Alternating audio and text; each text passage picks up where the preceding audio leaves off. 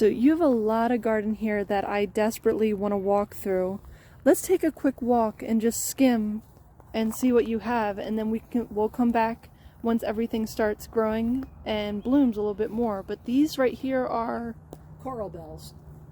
And that's my coral bell garden. I made little garden markers for all of the gardens in this end with cut glass.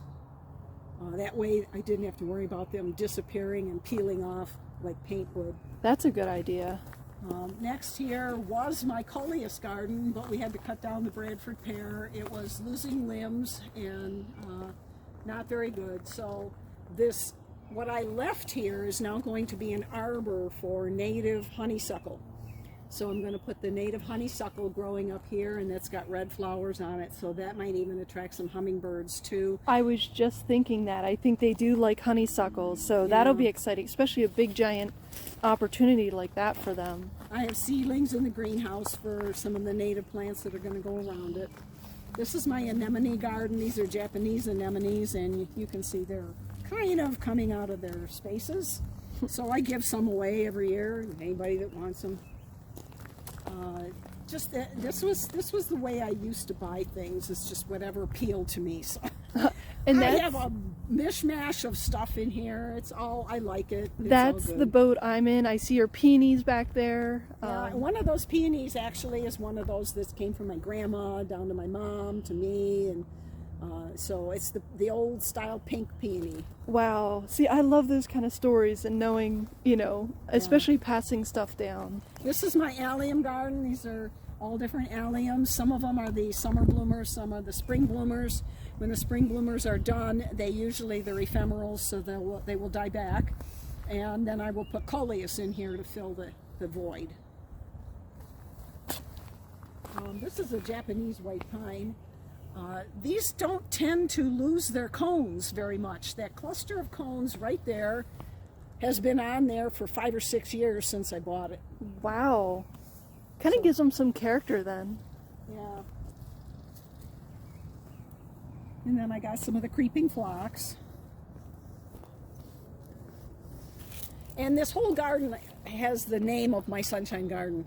So this was the sunniest garden I had, even though it didn't get any morning sun. So this is my sunshine garden. I have some sedums that trail up there.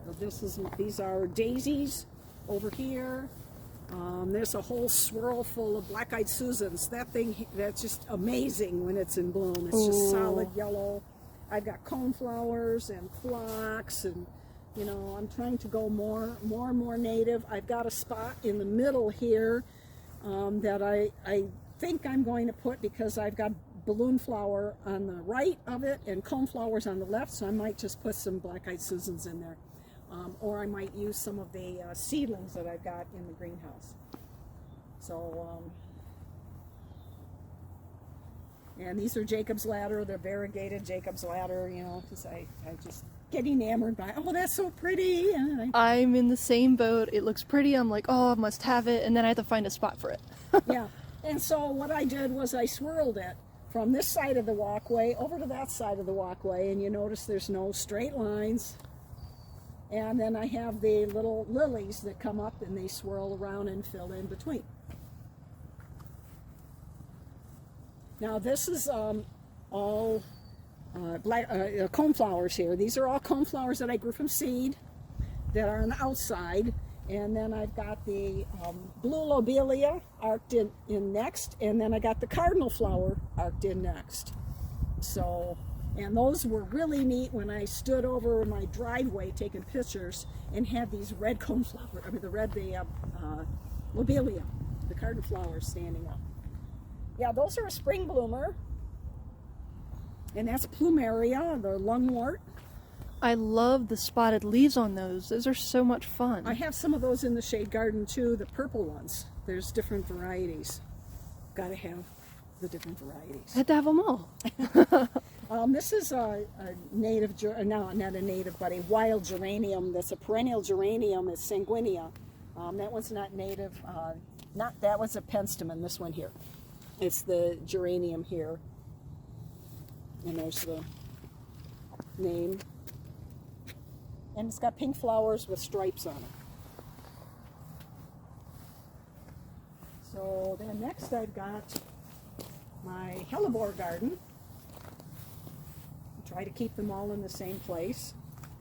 And these grew the biggest they've ever grown this year. They were absolutely huge, just beautiful. And I love, because they usually have nodding flowers, I love doing selfie shots on my phone. So I'll put it on selfie mode and put my phone underneath them. And then I have to brighten it up a little in Photoshop, but they're very pretty.